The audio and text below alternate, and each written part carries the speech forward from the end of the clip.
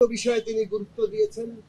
একটা হচ্ছে যে এই পরিস্থিতিটা এমন যেখানে তার পক্ষে কাজ করার ক্ষেত্রে নানা অসুবিধার জায়গা তৈরি হচ্ছে এবং সেইটা এমন অবস্থা তৈরি করছে যে তিনি কাজ চালিয়ে নিতে পারবেন কিনা সে নিয়েও তার মধ্যে একটা সংশয়ের মতো তৈরি হয়েছিল। তিনি ভেবেছিলেন যে কাজ যদি ভালো মতো চালিয়ে যেতে না পারা যায় তাহলে তো দায়িত্বে থাকার কোনো প্রয়োজন নেই, কিন্তু আবার যে দায়িত্বের জায়গা তিনি নিয়েছেন, সারা দেশবাসীর প্রত্যাশা, রাজনৈতিক দলগুলো সহ দেশের জনগণের যে ভরসার জায়গা আছে সেই সব উপলব্ধি করেই তিনি সকলের সাথে আবার আলাপ আলোচনা করছেন কিভাবে এই পরিস্থিতিটাকে একটা কাঙ্ক্ষিত জায়গায় নিয়ে যাওয়া যায়। দ্বিতীয় আরেকটি বিষয়ের উপর তিনি গুরুত্ব দিয়েছেন, সেটা হচ্ছে যে দেশের সার্বিক যে রাজনৈতিক এবং নিরাপত্তাগত পরিস্থিতি, নানা ধরনের আশঙ্কার জায়গা এখানে তৈরি হচ্ছে। বাংলাদেশের অভ্যন্তরে আমাদের পরাজিত যে ফ্যাসিস্ট শক্তি, তাদের নানান রকম তৎপরতা, গোপন প্রকাশ্য এবং তাদের যে বিদেশি সহযোগীরা, তারা যেভাবে নানা ধরনের এই যে অন্তর্বর্তী সরকার, বাংলাদেশের একটি গণতান্ত্রিক প্রক্রিয়া এবং আমাদের স্বাধীনতার সার্বভৌমত্ব, এই সব কিছুকে বাধাগ্রস্ত, ব্যাহত কিংবা ক্ষতিগ্রস্ত করার জন্য চেষ্টা করছে, সেইটা একটা আশঙ্কাজনক অবস্থা আছে। সেই ক্ষেত্রে তিনি সকলের যে ঐক্য, সেই ঐক্য কামনা করেছেন। রাজনৈতিক দিক থেকে এবং দেশের শ্রেণী পেশার মানুষ, শিক্ষার্থী, সমস্ত জনগণ এবং বিশেষভাবে রাষ্ট্রীয় প্রতিষ্ঠানগুলো সকলে মিলে আমরা যদি একটা ঐক্যবদ্ধ জায়গায় থাকি, তাহলে এই যে অভ্যুত্থানের অর্জন, গণতান্ত্রিক যে আমরা প্রক্রিয়ায় আছি, একটা উত্তরণের জায়গায় আমরা যাচ্ছি এবং সর্বোপরি আমাদের স্বাধীনতা, সার্বভৌমত্ব কোনোটাই বাধাগ্রস্ত কিংবা ক্ষতিগ্রস্ত করার শক্তি কেউ পাবে না। তো সেই জায়গা থেকেই তিনি বৈঠক আহ্বান করেছেন, বিভিন্ন রাজনৈতিক দলের সাথে তিনি কথা বলছেন। আমরা আমাদের দিক থেকে বলেছি যে বর্তমান অন্তর্বর্তী সরকার যাতে এই যে ফ্যাসিস্ট সরকারের পতনের পরে যে ঐতিহাসিক দায়িত্ব গ্রহণ করেছেন, একদিকে হত্যাকারীদের বিচার, অন্যদিকে জনগণের যে প্রত্যাশা দেশে একটা নতুন রাজনৈতিক বন্দোবস্তের জন্য একটা আমূল সংস্কারের জায়গায় যাওয়া, গণতান্ত্রিক সংস্কারের জায়গায় যাওয়া এবং বাংলাদেশের মানুষের দীর্ঘদিনের যে আকাঙ্ক্ষা একটা সুষ্ঠু নির্বাচনের মধ্য দিয়ে তারা জনগণের সত্যিকার প্রতিনিধি নির্বাচিত করার যে ক্ষমতা, সেইটা অর্জন করার বিষয়ে যে দায়িত্ব, এইটাকে বাস্তবায়ন করার যে দায়িত্ব এই সরকার নিয়েছে, আমরা পরিষ্কারভাবে বলেছি এটা সম্পন্ন করেই আপনাদের সরকারকে যেতে হবে এবং এর অন্যথার কোনো সুযোগ নেই। এবং প্রফেসর ডক্টর মোহাম্মদ ইউনূসকে জনগণ যেহেতু একটা ভরসার জায়গায় রেখেছে, সেই তাকেই এই দায়িত্ব পালন করতে হবে। যত বাধা বিঘ্নই থাকুক, প্রতিকূলতা থাকুক, সেটা তার মনের উপরে যত চাপই সৃষ্টি করুক না কেন, আজকে যে ঐতিহাসিক জাতীয় দায়িত্ব তিনি গ্রহণ করেছেন, সেই দায়িত্ব তাকে পালন করে সম্পন্ন করে বাংলাদেশের ইতিহাসে একটা দৃষ্টান্ত স্থাপন করতে হবে, যাতে করে ভবিষ্যতে এটা একটা অনুপ্রেরণার বিষয় থাকে। আমরা বলেছি যে এখন সবচেয়ে গুরুত্বপূর্ণ জায়গা হচ্ছে নানা ধরনের অনাস্থা, অস্থিতিশীলতা তৈরি হয়েছে, অনাস্থা নানা পারসেপশন তৈরি করছে, এক একজন সম্পর্কে এক একজনের পারসেপশন বদলে যাচ্ছে এবং এর মধ্য দিয়ে দূরত্ব তৈরি হচ্ছে এবং সেই দূরত্ব এবং অনাস্থা পারসেপশনই নানাভাবেই আমরা দেখতে পাচ্ছি যে একটা অস্থিতিশীলতারও কোনো কোনো ক্ষেত্রে জন্ম দিচ্ছে। কাজেই আমাদেরকে এই যে অনাস্থার জায়গা এবং এর ফলে যে দূরত্বের জায়গা তৈরি হচ্ছে, সেই অনাস্থা এবং দূরত্ব, অনাস্থা এবং দূরত্বের জায়গাটা আমাদেরকে দূর করতে হবে এবং এই অনাস্থা দূরত্বের জায়গা দূর করতে গেলে আমাদের ঘনিষ্ঠ আলাপ আলোচনা দরকার, যাতে একে অপর সম্পর্কে যে ভুল পারসেপশন গুলো তৈরি হচ্ছে সেইটা যাতে যথাসম্ভব কমিয়ে আনা যায়। সত্যিকার অর্থে প্রত্যেকেই কি চাইছেন এটা আমরা পরস্পর সম্পর্কে জানি এবং সেই অনুযায়ী আমরা কর্মপন্থা তৈরি করতে পারি। আমরা বলেছি জনগণ একটা দৃশ্যমান বিচার দেখতে চায়, অর্থাৎ বিচারের যে প্রক্রিয়াটি সেটি দৃশ্যমান দেখতে চায়। এই বিষয়ে মাননীয় প্রধান উপদেষ্টা বলেছেন যে তার সরকারের পক্ষ থেকে বিচার বিভাগকে এই বিচার প্রক্রিয়া এগিয়ে নিয়ে যাওয়ার জন্য সর্বোচ্চ সহযোগিতা করা হচ্ছে এবং বিচারের যে নিজস্ব প্রক্রিয়ার মধ্য দিয়ে এগোচ্ছে এবং সেখানে কোনো রকম দীর্ঘসূত্রিতা যাতে না হয় এবং একই সাথে আন্তর্জাতিক মান যাতে বজায় থাকে সেটার ব্যাপারে সরকার সচেতন আছে, সরকার সেই বিষয়ে করছে। ফলে দৃশ্যমান বিচার প্রক্রিয়াকে আরো অল্প সময়ের মধ্যেই দেখতে পাওয়ার আশা তিনি ব্যক্ত করেছেন এবং যেটা আমাদের সকলের জন্যই প্রয়োজনীয়। একই সাথে সংস্কারের ক্ষেত্রেও আমরা যেটা বলেছি যে আগামী 15ই জুলাইয়ের মধ্যে তাতে একটা যে সমস্ত প্রশ্নে ঐকমত্য হয় আর নানান আলাপ আলোচনার মধ্য দিয়ে ফর্মাল ইনফর্মাল সমস্ত প্রক্রিয়া নানান আলাপ আলোচনার মধ্য দিয়ে যে সমস্ত পয়েন্টে ঐকমত্য হয় সেগুলোকে জুলাই সনদ কিংবা জাতীয় সনদ আকারে দ্রুততম সময়ে ঘোষণা করতে হবে।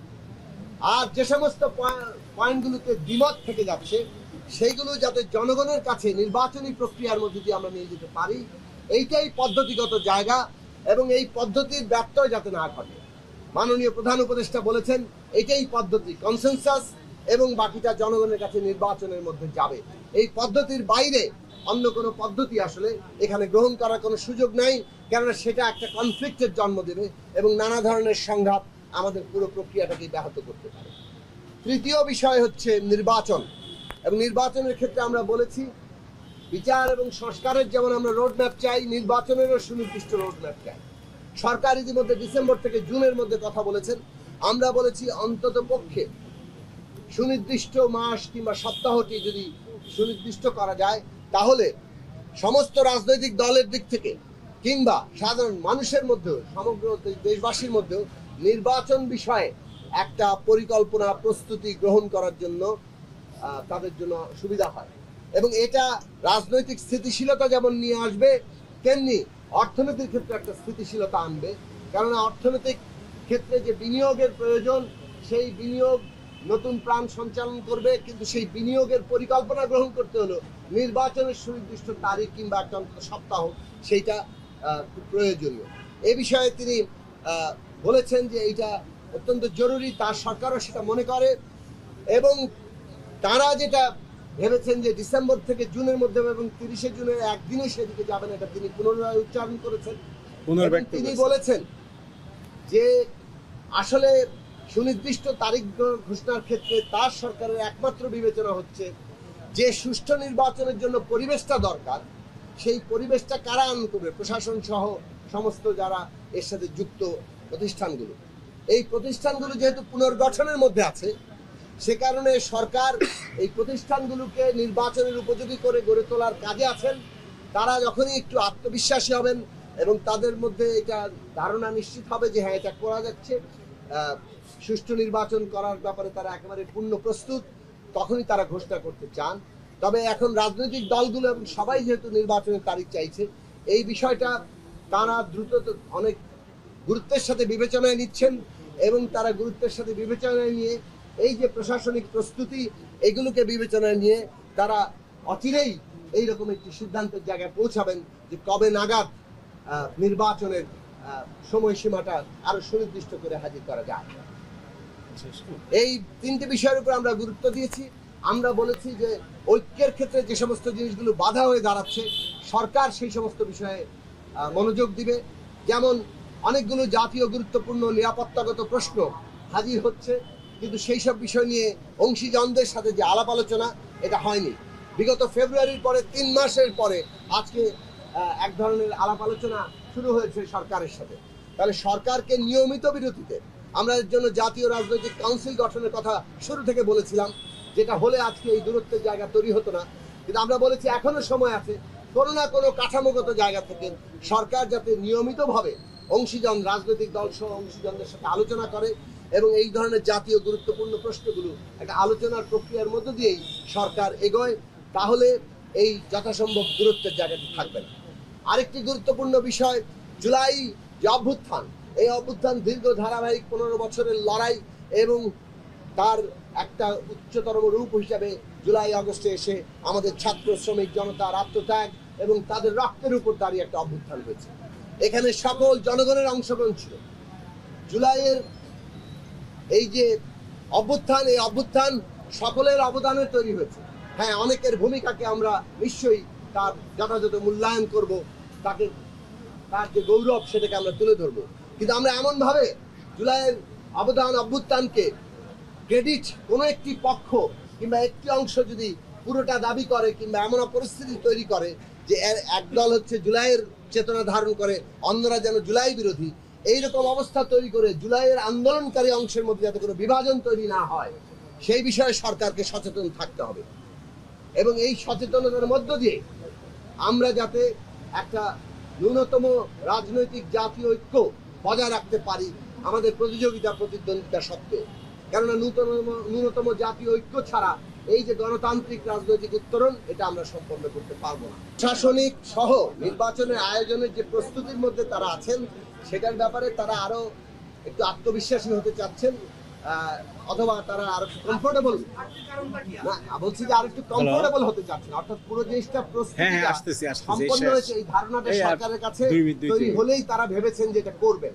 ফলে এখানে যেহেতু একটা দূরত্ব তৈরি হয়ে গেছে যে সরকার মনে হচ্ছে যেন মানে অনেক এই যে রাজনৈতিক দলগুলো সহ সমস্ত পক্ষের মধ্যে যে মনে হচ্ছে নির্বাচন ঘোষণাটা প্রলম্বিত করা হচ্ছে, সেইটা তারা মনে করেন যে প্রলম্বিত ইচ্ছাকৃতভাবে তারা করছেন না। তারা ভেবেছিলেন যে তারা একটু কমফোর্টেবল হলে তারা এই ঘোষণাটা করবেন। রাজনৈতিক দলগুলোর দাবির পরিপ্রেক্ষিতে তারা মনে করছেন যে এখন কত দ্রুততম সময় সেটা করা যায় সেটা তারা গুরুত্বের সাথে বিবেচনা করবে। উপদেষ্টাদের নিয়ে যে বিতর্ক তৈরি হয়েছে, আমরা বলেছি এই উপদেষ্টাদের নিয়ে বিতর্কের জায়গাটি কাঙ্ক্ষিত নয়। আমরা মনে করি যে যে দুজন উপদেষ্টা এখন আছেন যারা বৈষম্য বিরোধী ছাত্র আন্দোলনের প্রতিনিধি হিসেবে এখানে এসেছিলেন, তাদের মোট 3 জন উপদেষ্টা হিসেবে এই উপদেষ্টা পরিষদে ছিলেন। তার মধ্যে নাহিদ ইসলাম, তিনি উপদেষ্টা পরিষদ থেকে পদত্যাগ করে কিংবা সরে দাঁড়িয়ে তিনি একটা রাজনৈতিক দলের দায়িত্ব গ্রহণ করেছেন। বাকি যে 2 জন উপদেষ্টা আছেন বৈষম্য বিরোধী ছাত্র আন্দোলনের প্রতিনিধি হিসাবে, তাদেরও কিন্তু ভবিষ্যৎ রাজনৈতিক পরিকল্পনা আছে কিনা, যদি তাদের ভবিষ্যৎ রাজনৈতিক পরিকল্পনা থাকে তাহলে নিয়ম অনুযায়ী কিন্তু তাদের একটা সময় সরে দাঁড়ানোর প্রশ্ন আছে।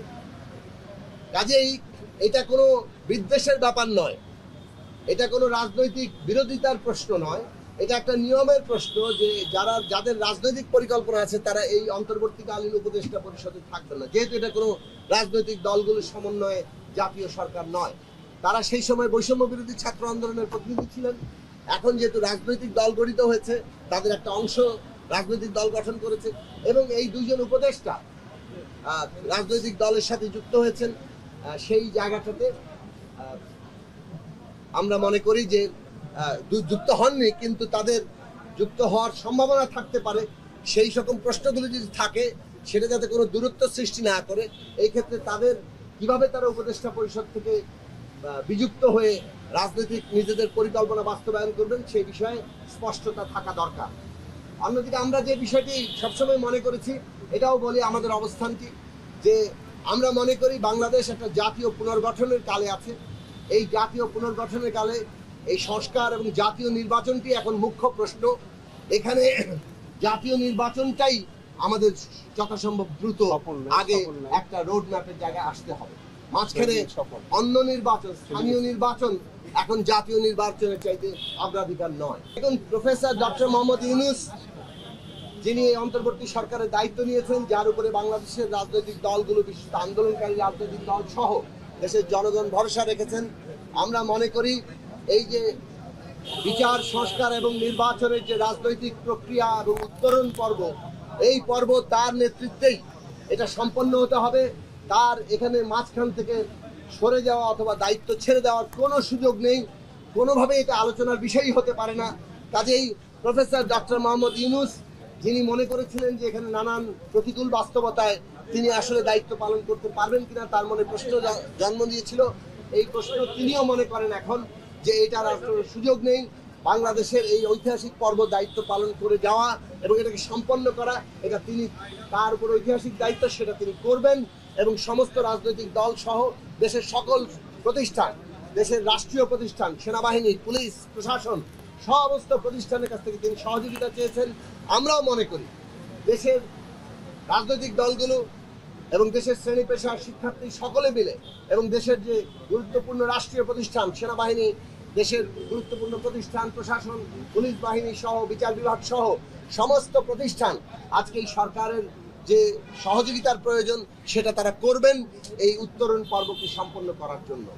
আমরা এও বলেছি কোনোভাবে যাতে রাজনৈতিক দলগুলোর সাথে দূরত্ব তৈরি না হয় এবং রাষ্ট্রীয় প্রতিষ্ঠানের সাথে সরকারের এমন কোনো সম্পর্কের জায়গা ঘাটতি সৃষ্টি না হয় যাতে করে মনে হয় যেন সরকারের সাথে রাষ্ট্রীয় প্রতিষ্ঠানের কোনো দ্বন্দ্ব তৈরি হচ্ছে।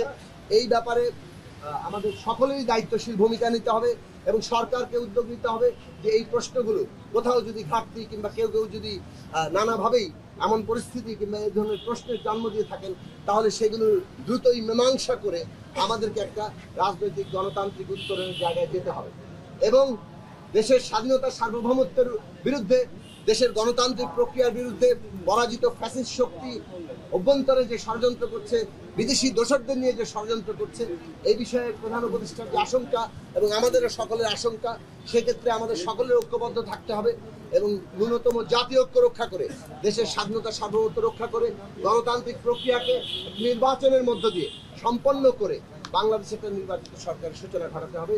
সেই প্রক্রিয়া আমরা সবাই মিলে করব। এইটা আমরা সবাই মিলে একটা আশার জায়গায়, আস্থার জায়গায় এসেছি। আশা করি আমরা ভবিষ্যতে আরো এগিয়ে যেতে পারব।